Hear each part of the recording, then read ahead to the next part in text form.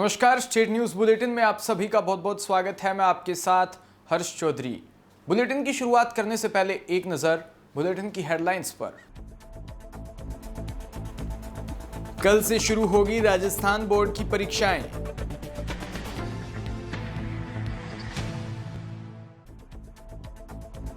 टिड्डी नियंत्रण को लेकर हाईटेक प्रयास। अब टिड्डी की सूचना पर ड्रोन से किया जाएगा स्प्रे।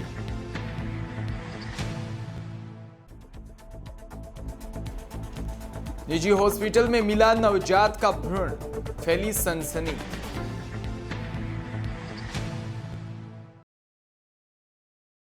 और अब खबरें विस्तार से। राजस्थान माध्यमिक शिक्षा बोर्ड की लंबित विषयों की परीक्षा 18 जून यानी कल से शुरू हो रही है। इन्हीं को लेकर बोर्ड ने इस बार कुछ खास इंतजाम किए हैं। कोविड-19 के खतरे को ध्यान में रखते हुए बोर्ड ने सभी केंद्र अधीक्षकों, वीक्षकों व कर्मचारियों के साथ साथ परीक्षार्थियों के लिए भी मास्क और सैनिटाइजर का उपयोग अनिवार्य कर दिया। मुख्य परीक्षा केंद्रों पर सोशल डिस्टेंसिंग का पालन करते हुए एक परीक्षा कक्ष में 40% परीक्षार्थी ही परीक्षा दे पाएंगे। बाकी के परीक्षार्थियों की परीक्षा उपकेंद्रों पर ली जाएगी। बोर्ड ने परीक्षार्थियों को कोरोना संक्रमण से बचने के लिए हर परीक्षा केंद्र पर थर्मल स्क्रीनिंग के इंतजाम करवाए। इसके साथ ही बोर्ड ने 32 लाख रुपए का बजट हर परीक्षा केंद्र पर सैनिटाइजर रखवाने के लिए जारी किया। परीक्षार्थियों को अपने परीक्षा केंद्र पर समय से 1 घंटे पहले पहुंचना होगा और परीक्षा के लिए आते और जाते वक्त सोशल डिस्टेंसिंग का पालन करना होगा। बोर्ड अध्यक्ष डॉक्टर डीपी जारोली ने बताया कि इस बार 5,685 मुख्य परीक्षा केंद्रों के साथ साथ 521 उप परीक्षा केंद्र भी बनाए गए हैं, जिनमें से 35 उप परीक्षा केंद्र सीनियर सेकेंडरी परीक्षार्थियों के लिए बनाए गए हैं। परीक्षा के दौरान नकल रोकने के लिए बोर्ड स्तर पर 60 फ्लाइंग टीम तैनात की गई है, जबकि जिला स्तर पर 125 फ्लाइंग टीम तैनात की गई है। 9 फ्लाइंग टीम संयुक्त शिक्षा निदेशक की देखरेख में गठित की गई है। बोर्ड ने इस बार परीक्षाओं में एक महत्वपूर्ण फेरबदल भी किया। इस बार नेत्रहीन परीक्षार्थियों और विशेष योग्यजन जिन्हें लिखने के लिए रुचि लेखक की जरूरत होती है, उन्हें अभी परीक्षा देने की जरूरत नहीं होगी। उनके पूर्व परीक्षाओं में प्राप्त नंबरों के आधार पर उनका रिजल्ट तैयार कर दिया जाएगा। जो परीक्षार्थी किसी कारण से परीक्षा देने नहीं आ सकते, वो अपने परीक्षा न दे पाने का ठोस कारण प्रमाण पत्र के साथ बोर्ड को भिजवा सकते हैं, ताकि उनकी परीक्षा बाद में सप्लीमेंट्री परीक्षाओं के साथ करवाई जा सके।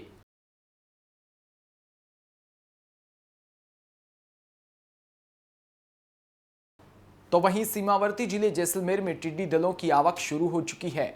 पाकिस्तान से लगातार टिड्डी दल आ रहे हैं। किसानों के सामने फसलों के बर्बाद होने का खतरा भी मंडरा रहा है। इस बीच गत बार के भारी नुकसान को देखते हुए प्रशासन, कृषि विभाग व लोकेस्ट विभाग ने कमर कस ली है। इस बार नियंत्रण के युद्ध स्तर पर प्रयास भी शुरू कर दिए। हाल ही में टिड्डी नियंत्रण दल को 5 ड्रोन मिले हैं। इस बार ड्रोन से टिड्डी नियंत्रण का प्रयास किया जाएगा। गौरतलब है कि गत साल 200 करोड़ से ज्यादा की फसलों को टिड्डियां चट कर गई थी, जिससे किसानों को भारी नुकसान उठाना पड़ा था। इतना ही नहीं, इस बार भी टिड्डी दलों के आने से किसानों की चिंताएं बढ़ गई है। उनके लिए राहत की खबर यह है कि प्रशासन पूरी तरह मुस्तैद है। अब टिड्डी की सूचना मिलते ही टिड्डी नियंत्रण विभाग की टीमें मौके पर पहुंचकर ड्रोन से स्प्रे कर टिड्डियों पर काबू पाएगी।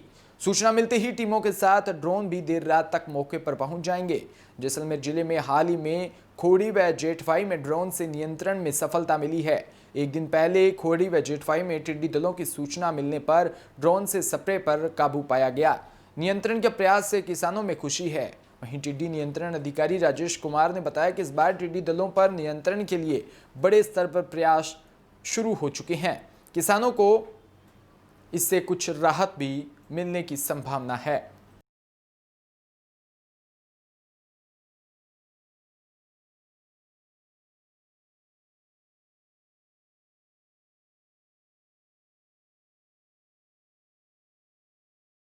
कोरोना वायरस हो या लॉकडाउन, उसके अनुभवों से हर कोई रूबरू हो रहा है। शख्स कोई भी हो, सभी ने इसे महसूस किया है। ऐसे कई अनुभव गुजर चुके हैं। जोधपुर जिले के ओसिया तहसील के व्यापारी राजेंद्र इनानी और उनका परिवार। कोरोना महामारी के चलते भारत में लॉकडाउन होने से व्यापारी सूडान में ही फंस गए थे। बीते 3 माह से उन्होंने पुनः वतन वापसी के लिए खूब संघर्ष किया।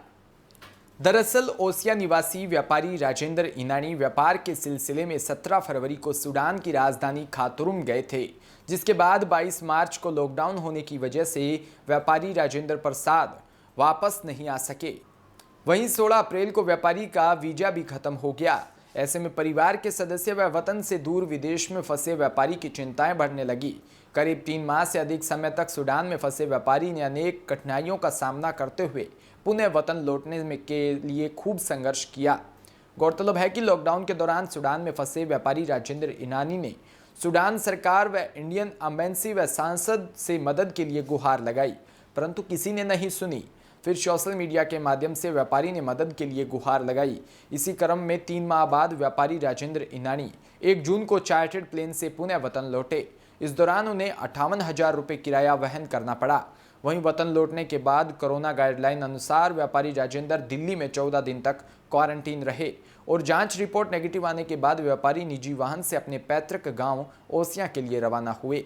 सूडान में फंसे व्यापारी राजेंद्र इनानी के करीब 3 माह बाद पुनः ओसिया लौटने पर कस्बे के समस्त व्यापारियों व परिवारजनों में खुशी की लहर छाई हुई है। इस दौरान व्यापार मंडल के अध्यक्ष दलीप सोनी व सरपंच श्यामलाल ओझा, पूर्व सरपंच भगवान दास राठी सहित अनेक लोग भी मौजूद रहे और व्यापारी एक दूसरे का मुंह मीठा करवाकर खुशी भी जाहिर की। नमस्कार, नाम राजेंद्र इनानी है। मैं 27 फरवरी 2020 को सूडान गया था बिजनेस के काम से। 27 मार्च की मेरी रिटर्न की टिकट थी, पर इंटरनेशनल एयरपोर्ट बंद होने के कारण मैं वापस गया था। वहाँ फंसने के बाद मैंने वहाँ मकान किराए पर लिया था। मकान किराए पर लेके मैं वहाँ रह रहा था, क्योंकि लॉकडाउन 21 दिन का था। मैं खुल जाएगा 21 दिन के बाद में किसी प्रकार की यदि नहीं हेल्प मिली, फिर मैंने पत्रकारों से मदद मांगी थी। वहाँ मैंने गजेंद्र सिंह जी यानी मंत्री सबको मैंने फ़ोन किया, पर किसी ने मेरा फ़ोन उठाया नहीं। उसके बाद मैंने पत्रकारों की मदद ली और उन्हीं के कारण मैं आज इंडिया आ पाया हूँ। तो वहीं जोधपुर के बावड़ी में एक बार फिर कोरोना संक्रमित मिलने से लोगों में बहक का माहौल हो गया। कोरोना पॉजिटिव मिलने की सूचना मिलते ही स्थानीय प्रशासन ने तत्परता दिखाते हुए संपर्क में आने वाले व परिवार वालों के लिए सैंपल लिए। इसी के साथ उपखंड क्षेत्र में चौथा संक्रमित अभी तक पाया गया। कोरोना पॉजिटिव की सूचना मिलते ही तुरंत प्रशासन हरकत में आया और चिकित्सा विभाग टीम ने पॉजिटिव के घर बिराई रोड बालाजी मंदिर के पास बारोनाडा क्वारंटीन सेंटर भेज दिया। वहां पर निवास करने वाले व परिवार वालों के 22 से अधिक लोगों के सैंपल लिए। वहीं आरआर टीम प्रभारी डॉक्टर अनिल चौधरी ने बताया कि पॉजिटिव के परिवार इनके संपर्क में आने वाले 22 से अधिक लोगों के सैंपल लिए जा चुके हैं। यह सीआरपीएफ का जवान है जो 11 जून को दिल्ली से अपने गांव बावड़ी पहुंचा था। इस जवान का 14 जून को क्षेत्र के उजलिया में सैंपल लिया गया, जिसकी रिपोर्ट आज पॉजिटिव आई। वहीं तहसीलदार धनाराम गोदारा ने भी मौके पर पहुंचकर निवास करने क्षेत्र को कंटेनमेंट जोन घोषित करते हुए इसमें अन्य लोगों के लिए यहां आने जाने पर पूर्णतः पाबंदी भी लगा दी। वहीं बावड़ी सीएचसी प्रभारी डॉक्टर एमएस बिसा, आरआर टीम प्रभारी डॉक्टर अनिल चौधरी ने इस जवान से दिल्ली से यहां तक आने व इसके बाद में संपर्क में आने जाने वाले सभी लोगों की ट्रैवल हिस्ट्री के बारे में भी पूछताछ की।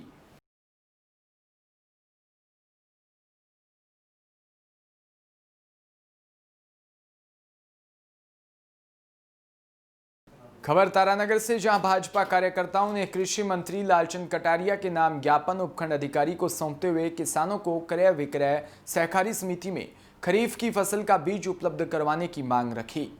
भाजपा युवा नेता राकेश जांगीर ने कहा कि मौसम विभाग के अनुसार मानसून 20 जून तक राजस्थान पहुंचने वाला है, इसलिए क्रय विक्रय सहकारी समिति द्वारा किसानों को रियायती दर पर खरीफ फसल का बीज उपलब्ध करवाया जाए। जांगीर ने कहा कि अभी तक क्रय विक्रय सहकारी समिति के पास बीज नहीं पहुंचा, जिसके कारण किसानों को बाहर से महंगे दामों पर बीज खरीदना पड़ता है। जांगीर ने बताया कि अधिकारियों की मिलीभगत के कारण राज सीड्स SV 67 जो कि 3 किलोग्राम की बोरी बारे की थैली अनुमोदित रूप दर 225 रुपये में मिलती है, मगर यही बीज बाजार में नंदी के नाम से किसान 3 किलोग्राम 500 रुपये में खरीदने पर मजबूर है। भाजपा कार्यकर्ताओं ने अतिशीघ्र किसानों को क्रय विक्रय सहकारी समिति के माध्यम से बीज उपलब्ध करवाने की मांग रखी।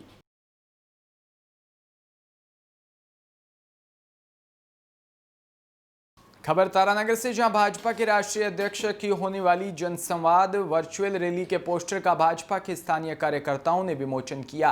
भाजपा के युवा नेता राकेश जांगिड़ ने बताया कि 20 जून को भाजपा के राष्ट्रीय अध्यक्ष जेपी नड्डा जनसंवाद वर्चुअल रैली को संबोधित करेंगे। जांगिड़ ने बताया कि इस वर्चुअल रैली में बूथ स्तर से लेकर तारानगर के प्रत्येक भारतीय जनता पार्टी के कार्यकर्ता भाग लेंगे, जिनका वीडियो कॉन्फ्रेंसिंग के माध्यम से संबोधित करेंगे। इस अवसर पर भाजपा के कार्यकर्ता भी उपस्थित थे।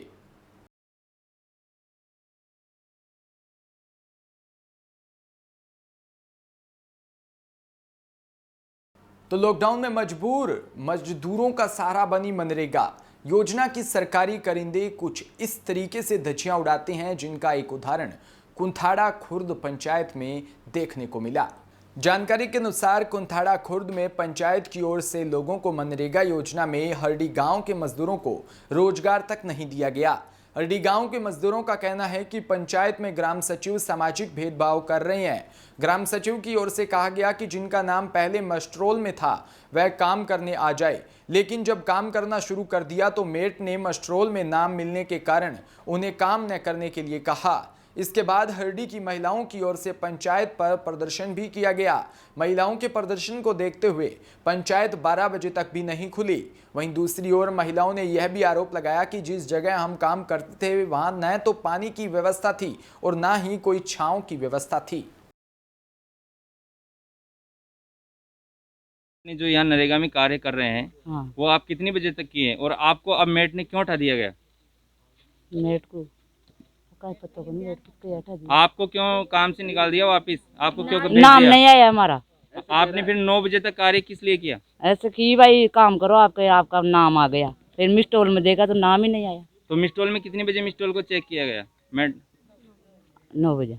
9 बजे। आपका नाम क्या है? प्रभाती। और कौन है जो काम करने लायक आपके परिवार में? कोई कौन है, हमारे 2 छोटा एक छोरा। आप अकेले हो? मैं अकेली। अच्छा, और कुछ प्रॉब्लम आपके परिवार में?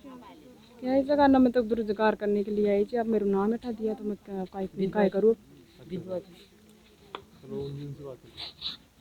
आपका क्या कहना है इसके बारे में? मैं 2-15 कर लिए ना, और आज नाव ही को नायो हटा दिया।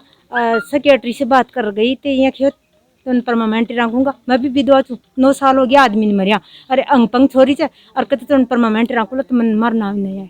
आज काम किया क्या आपने? हाँ, आज काम कौन करे, नाव ही को आया। फिर अब क्या कर रहे हो आप? कुछ बोला सेक्रेटरी से? दोबारा बात हुई आपकी? दोबारा ये यदि काल बोल के गई ना, यदि आखिर कुछ हड्डी का नाव नहीं आएगा। नाम ही नहीं आएगा? हाँ। जो विधवा लोग हैं उनका भी नाम नहीं आएगा? हाँ। तो आपको कितना टाइम हो गया यहाँ पे आए हुए? मैं सुबह 6 बजे का यार बैठे थे। अभी कितने 10-11 बज गए? हाँ। सेक्रेटरी नहीं आया अभी? नहीं आया। अच्छा, तो ये पंचायत और दोनों कितने बजे खुलती थी? और दिना 10-11 बजे खुले थी। आज भी 11 बज गए, अब तक भी सेक्रेटरी नहीं आया। कोई भी कर्मचारी यहाँ पे अवेलेबल नहीं है? कोई नहीं आया। आपका नाम क्या है? सोती गाँव हरडी। आप जो यहाँ पे कार्य किए थे वो कितने बजे तक किए? और आप सुबह जब आए थे तो आपको मेट ने काम पे लगा दिया गया था क्या? काम पर लगा दिया मेरे यहाँ क्या भाई था पुराना नाम से जागो मैं गई 15 में काम करे जा। अच्छा, जो फिर मगन काम लगा दिया, मैं काम कर लिया। अब थोड़ी सी माटी रही 9 बजे बाढ़ आ जब फिर यहाँ की तब नाम नहीं आया थे, जाओ आप करा। कितने घंटे काम किया आपने? मैं अब 6 बजे क्या 9 बजे तक करी काम। 3 घंटे काम कर लिया आपने? हाँ, कितना काम रहा था आपका माटी उठाने? थोड़ा सा आखिरी है। थोड़ा सा रहा था। हाँ। तो मिस्टॉल में आपने नाम देखा क्या आपका? हाँ, नहीं देखे मैंने नाम। उन्होंने क्या बोला कि नाम नहीं है? आपका नाम नहीं है। काम करने के बाद में? हाँ, काम आपका करने नाम क्या है? राम जानकी। कौन से गांव से हो आप? कुतड़ा से। तो जयपुर के बगरू स्थित बाबा मार्केट कॉम्प्लेक्स में सिद्धि विनायक अस्पताल के बाहर नवजात का भ्रूण मिला। भ्रूण 3 से 4 माह के लगभग बताया जा रहा है। यह घटना सुबह 2 से 3 बजे की है। भ्रूण की सूचना मिलते ही क्षेत्र में सनसनी फैल गई। भ्रूण की सूचना मिलने पर पुलिस मौके पर पहुंची। वह भ्रूण को जब्त कर सूरजमल झालानी राजकीय चिकित्सालय में रखवा दिया गया। पुलिस पूरे मामले की छानबीन करने के लिए सीसीटीवी फुटेज व सिद्धि विनायक हॉस्पिटल में जांच में जुट गई। बताया जा रहा है कि रात्रि करीब 2 बजे एक औरत हॉस्पिटल में अपने परिवारजनों के साथ आई थी। हॉस्पिटल प्रशासन द्वारा औरत के ड्रिप भी लगाई थी। उसके बाद औरत चली गई। इस मामले में हॉस्पिटल प्रशासन की लापरवाही देखने को मिली। हॉस्पिटल प्रशासन द्वारा न तो औरत का नाम लिखा गया और न ही किसी प्रकार की कोई सूचना मिली। तो वहीं कोरोना वायरस कहर के बीच अटकी हुई बोर्ड परीक्षाएं गुरुवार से शुरू होगी। भीलवाड़ा जिले में 143 परीक्षा केंद्रों पर करीब 48,600 से अधिक विद्यार्थी परीक्षा में बैठेंगे। 3 माह बाद कल होने वाली 12वीं कक्षा की गणित विषय के लिए 36 केंद्र बनाए गए हैं। केंद्र अधीक्षकों को परीक्षा में सतर्कता बरतने के लिए भी निर्देश दिए गए। बिना मास्क के किसी भी परीक्षार्थी को प्रवेश नहीं दिया जाएगा और साथ ही परीक्षा केंद्र के बाहर स्टूडेंट से साबुन से हाथ धुलवाने के बाद में सैनिटाइजर का उपयोग करवाया जाएगा। जिला शिक्षा अधिकारी मुख्यालय माध्यमिक शिक्षा के अतिरिक्त जिला शिक्षा अधिकारी नारायण लाल जांगेटिया ने कहा कि कोरोना लॉकडाउन की वजह से कक्षा 10 व 12 के बाकी बचे विषय की परीक्षाओं के लिए 143 केंद्र बनाए गए हैं। इनमें 12वीं कक्षा के लिए 19,008 बच्चे और कक्षा 10वीं में 26,689 बच्चे परीक्षा देंगे। इसके साथ ही सोशल डिस्टेंसिंग के लिए 5 नए उपकेंद्र भी बनाए गए हैं। वहीं राजकीय उच्च माध्यमिक विद्यालय राजेंद्र मार्ग के प्रधानाचार्य श्यामलाल खटीक ने कहा कि परीक्षा के लिए विद्यालय में उचित बैठने की व्यवस्था भी की गई है। इसके साथ ही सभी कक्षाओं को सैनिटाइज भी करवाया गया है। हम यहां पर बच्चों के आने से लेकर जाने तक कोविड-19 के दिशा निर्देशों की पालना करेंगे।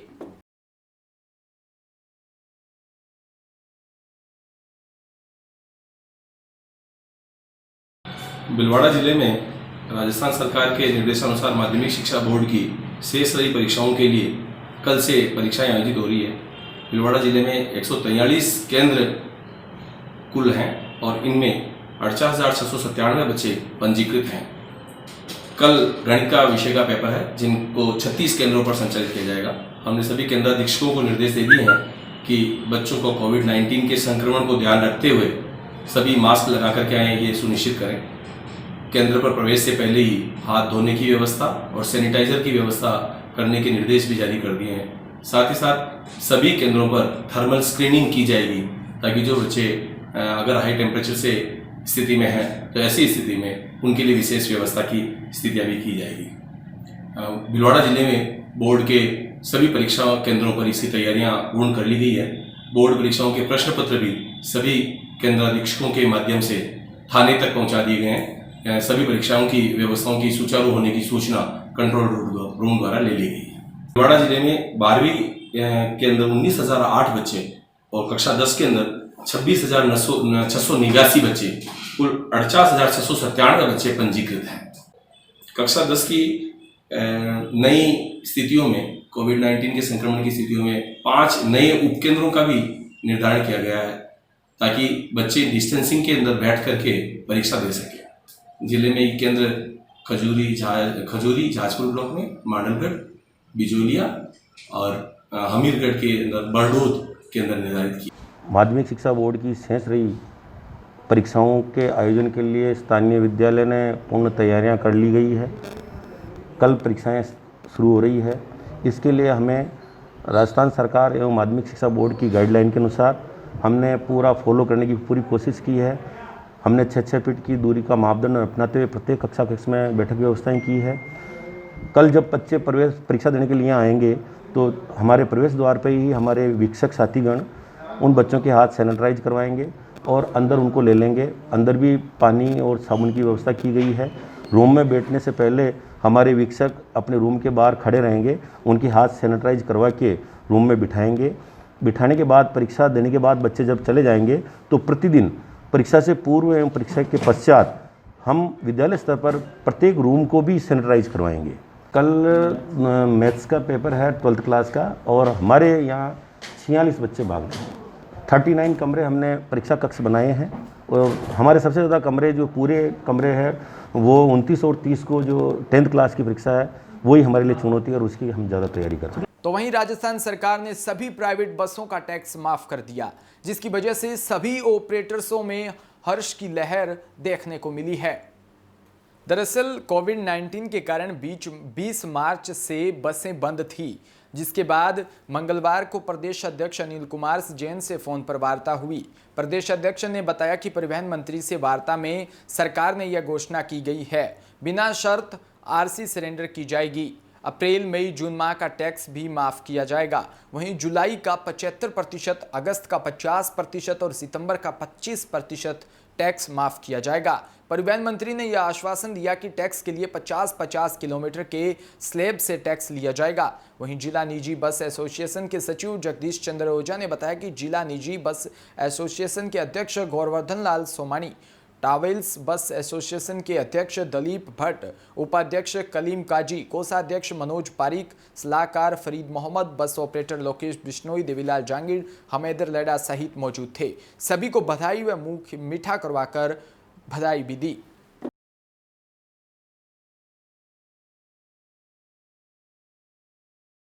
बिना शर्त आरसी सरेंडर 3 महीने जून तक का टैक्स माफ, जुलाई में 75% टैक्स, अगस्त में 50% और सितंबर में 25%। ये सब मांगे हमारी मानवी करीब हम प्रताप मार्च से 16 जून तक संघर्ष किया, जब आज ये नतीजा हमारे पक्ष में आया और हम प्रताप सिंह जी खाचरेवास के बहुत बहुत आभारी। शुभ नाम सर आपका? गौरवर्धन लाल सोमानी, जिलाध्यक्ष निजी बस एसोसिएशन। तो इसी के साथ इस बुलेटिन में इतना ही और तमाम खबरों के लिए आप बने रहिए हमारे साथ। नमस्कार।